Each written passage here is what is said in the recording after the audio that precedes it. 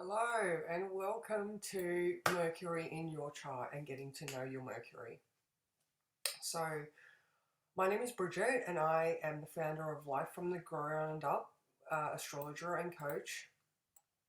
And I would just like to give this presentation for you so that you can start to learn your chart. Now, I believe the value of learning your chart and learning where your planetary placements are is that you are then empowered to be your authentic self. Um, you know, especially with Mercury, we are taught to talk and think by other people. Therefore, we get some of their Mercury in our lives. And then we spend most of our lives trying to become our authentic selves. Getting to know your planets gives you permission to be your particular type of person. So now, especially with Mercury, well, so first of all, we are looking for this glyph here in the corner. Mercury is the one with the little antenna or horns on his head. So it's the female symbol down the bottom and then the thoughts, the antenna on top. So don't worry about whether you can read the glyph that is next to it. Just find that one in your chart. Now, if you have, say, the sun in Taurus, your Mercury is never going to be more than one sign away or in the same sign as your sun. The sun is indicated by a circle with a dot in it. Most of you, I have given your chart, or you can just reach out to me via Facebook or email and I can get a copy of your chart to you. Okay, so let's move on. Okay, so now when we look at our natal chart, for most people it's just a whole lot of glyphs, but the horoscope, the circle that it is on, is like a stage. And I like this analogy that the planets are the actors, the signs that the planets are in are the costumes that they wear, the houses that they're in through 1 to 12 are the stage that they play on, and the script that our planets talk is our life. So there's lots of things that the planets do, and the way they interact with each other are the conversations that they have, the aspects that they have. These are things that you will learn, like a square or an opposition or a trine. They're just different ways that they talk to each other. So that's something that we can get to further on, but at the moment we're just concerned with getting to know our Mercury. Okay, so Mercury rules our thoughts. It is our thinking process, our objectivity, our awareness. Now it's a really cerebral planet.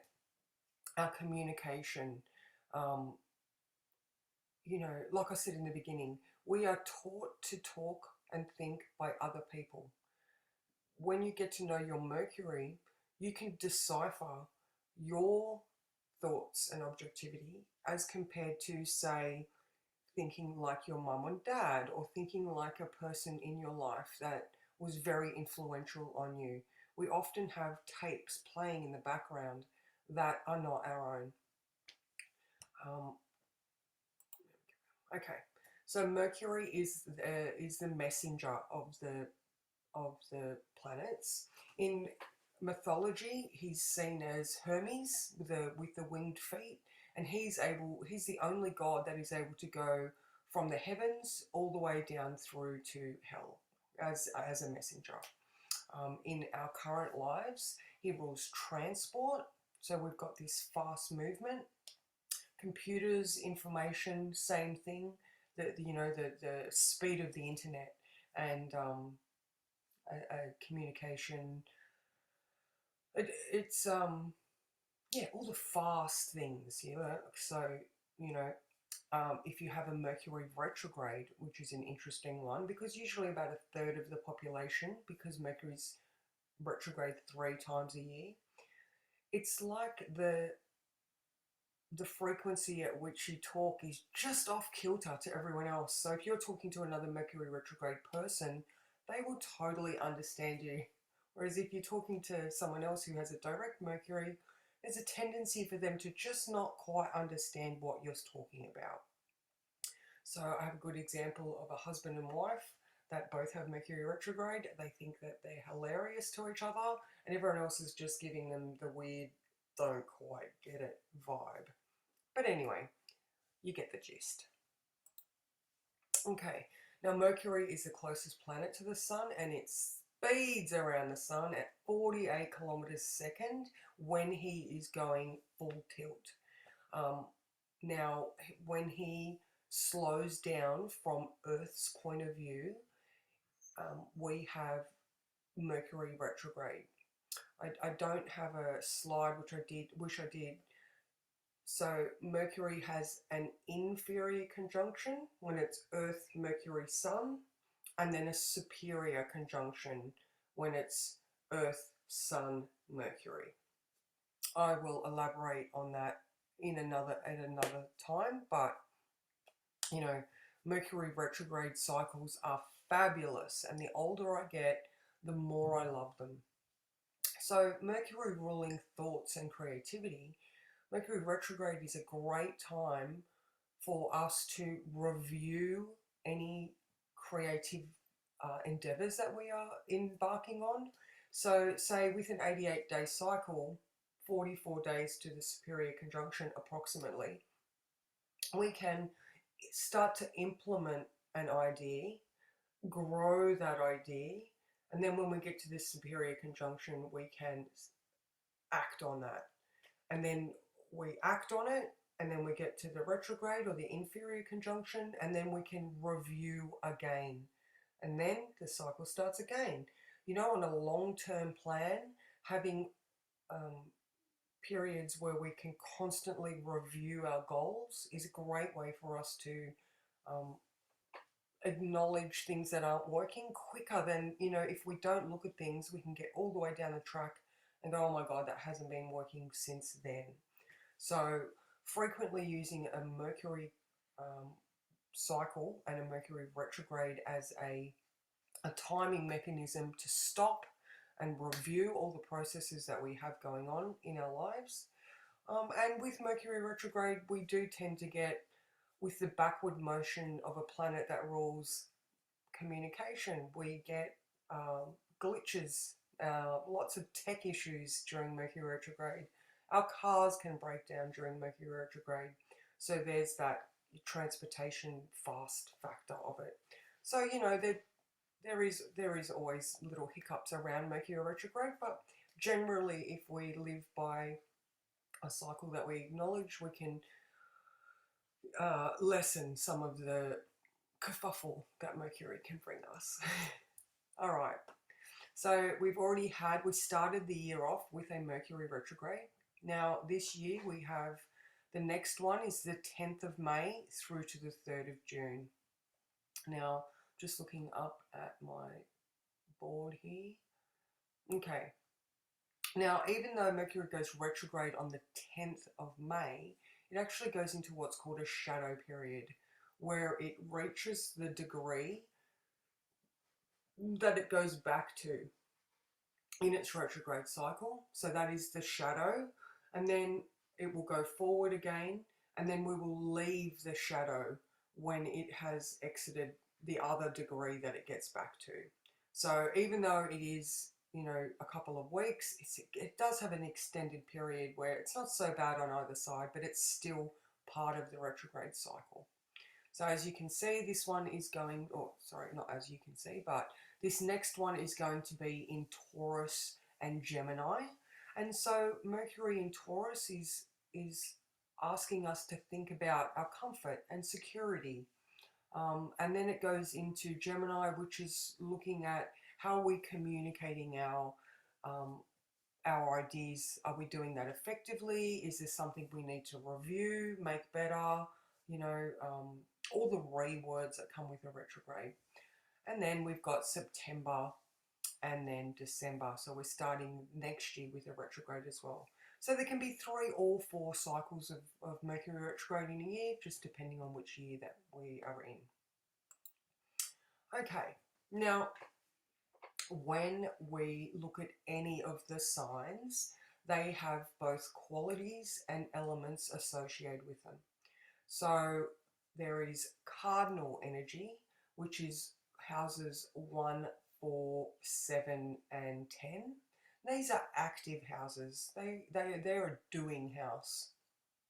Um, so depending on where your Mercury placement is and what sign it's in, is the activity level, I guess, that your Mercury is going to have. So a fixed Mercury can be quite stubborn. So that is the second, fifth, eighth, and 11th houses. And yeah, they're very resistant to change. So think of a Taurus, they're very fixed in their thinking. They like things the way they like things. It's because they know what they know, and they don't want to change too far, deviate too far from the original course of action. And then we have mutable. So these are the adaptable qualities that can be implemented over a sign. So they are houses 3, 6, sorry, 3, 3, 6, 9, and 12. So they're the more watery signs. Okay, so then there's also the elements. So we have the fire element, which is very enthusiastic, very excitable. And then we have the earth, which is a very practical and grounded energy. Air, which is intellectual and very thoughtful, thinks very deeply about things.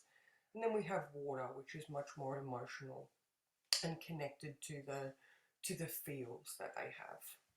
So now when we go through these Mercury in the signs, they're going to be a combination of these two things. Okay, so we have Aries. So now we are looking at when you have found your Mercury, which is again this glyph here. Now we're going to look at the sign that is next to your Mercury. All right, so this one here is Aries. It is a cardinal fire sign. So it's action orientated and excitable and enthusiastic. And so Mercury and Aries qualities, the native can speak and think very, very quickly. They will debate. They like a good argument. Or, and it's not an argument just for argument's sake. It's, that there's this quick wit and quick thought process where it's like, have you thought of this? And boom, boom, boom, boom, boom. They can be very, very spontaneous and opinionated. But, we need every sign. We need every planet in every sign because they all have their place.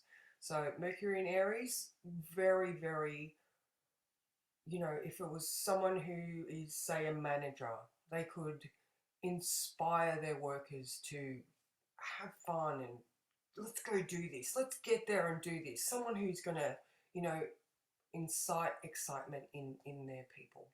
Okay. Taurus is a fixed earth element. All right, so Taurians are very, very laid back, quiet, deliberate, down to earth, serious, practical, relaxed, and logical. So, a Mercury in Taurus can be very concerned with how am I going to be comfortable? Have I got enough money? Is my life as secure as I want it to be? Where's my next meal coming from? Thinking about food. So Mercury in Taurus is a lovely place for Mercury to be.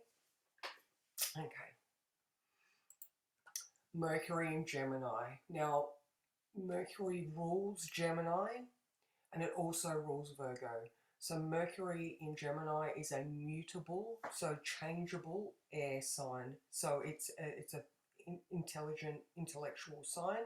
So it thinks quickly, loves gathering information. People who like trivia, someone with a lot of superfluous knowledge, just knowledge for the sake of knowledge, just to have it. Okay, so great with communication, witty negotiator. When it is positive, it can really get its point across well, but when it's negative and if it's not in a good condition, sometimes it can be a little bit nasty. The quick wit of the tongue can sometimes cut deep. So, and it can be very distracted because at 48 kilometers a second, if you can overlay that on your thought process, I'm sure you know those nights where you're laying there and the thoughts are just speeding through your head. That would be, I mean, maybe Mercury is in Gemini at that time, or, you know, you know what I'm talking about. It's just sometimes we need to really calm and ground a Mercury in Gemini because it is so quick to change and so mentally orientated. Okay. So Cancer is a cardinal water sign. So it is very action orientated, very protective, all about feelings. It is a water sign. Um, very concerned with making people feel good. The type of person that asks, "Are you okay?" all the time. You know, very sensitive, and they have a great memory for things like um, families and going back in time.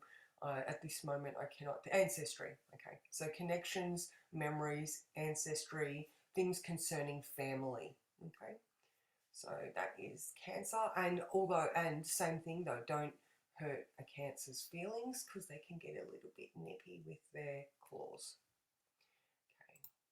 Okay, Leo, fixed fire. Oh my God. Okay, so Mercury in Leo. Think um, singer standing up on stage. Okay, so they're all so very enthusiastic. They're so very dramatic. You know, they like that's they're very self-centered though. Um, they can be a little bit what's in it for me.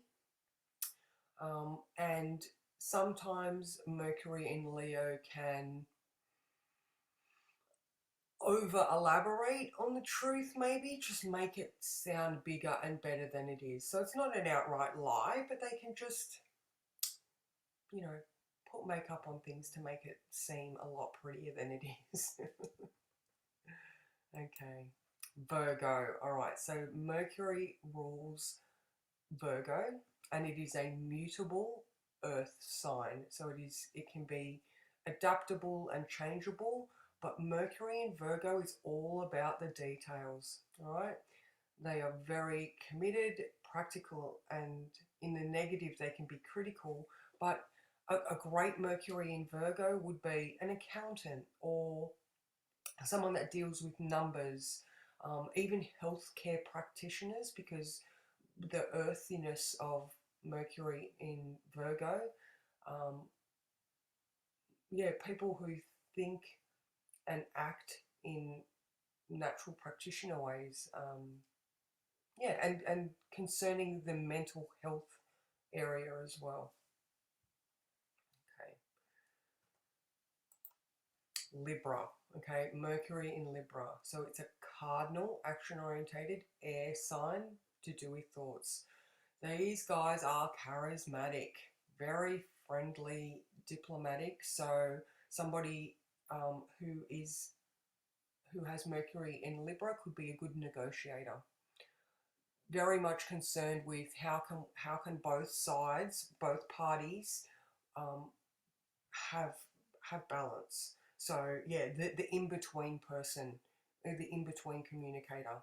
To their detriment, though, they can be people pleasers.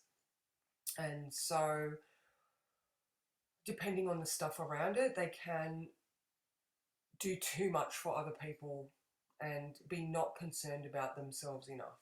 Okay, so, and a little bit unrealistic. So, okay. So, Mercury in Scorpio, it's a fixed water sign and it is the sign of the investigator. How far can we dig? It's persistent and provocative. Scorpio rules topics of taboo, sex, death, other people's money, the occult. So, you know, someone with Mercury in Scorpio can be interested in researching occult sciences. Um, Forensics is a great one for a Mercury in Scorpio. Um, yeah, that fascinating science of forensics is a great one for Mercury and Scorpio. And again, though, it can be very suspicious. But that's because they can, or, you know, if they do delve into that darker side of life, they have every reason to be suspicious. Okay, all right. Mercury and Sagittarius. I love this one. This is the perpetual student. Okay, it's higher thinking, adventurous, and optimistic, ruled by Jupiter. So university level thinking. So its opposite sign is Gemini, that loves to gather facts and information, whereas Sagittarius implements that knowledge. It's the higher understanding, it's spirituality, it's finding meaning in information.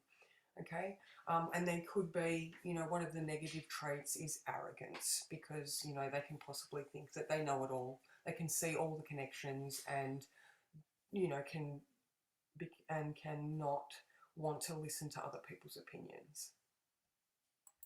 Okay, Capricorn. All right, so it's a cardinal earth sign, very, very methodical and serious, and, you know, there is a process, there's policies and procedures for a reason, because they work, because they're time tested and true. Okay, very realistic. If you have a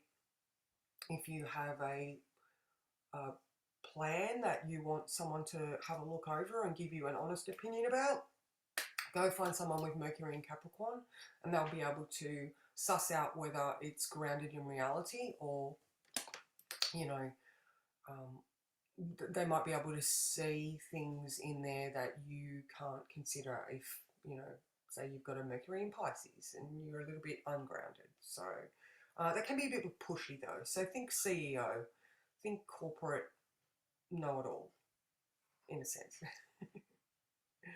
Okay, Mercury in Aquarius, fixed air. Oh, these guys are thinking 3 weeks to 3 months ahead of people.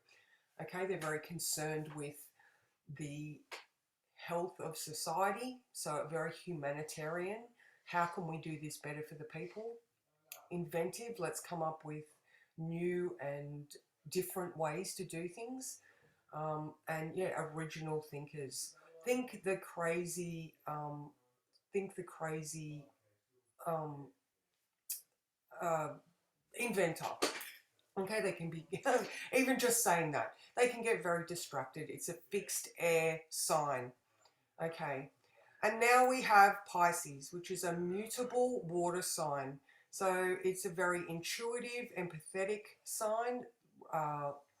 It's ruled by Neptune, so there's that spiritual connection that is there. It's very quirky. Mercury doesn't really like hanging out in Pisces. It can drag its thinking through the water a little bit much. Okay, so it can be a little bit oversensitive, unfocused, fish brain. Basically, fish brain. When Mercury goes through Pisces, everyone's a little bit like, all right, and be um, can be prone to fantasies and unrealistic thinking. Okay, so this is the last one. So I hope that you have, for one, found out which sign your Mercury is in, and this has given you some indication of what Mercury's energy is like in your chart. Now, this will be an ongoing process. I will go through the planets, and if you want your chart, or you would like a reading where I can elaborate further on your chart and your Mercury, then just reach out to me either via my Lifetime to Level Up Facebook group, or through lifefromthegroundup.com.au, or Life from the Ground Up Astrologer and Coach. Again, any questions, just reach out to me. Thank you so much for joining me, and we will talk later. Thank you.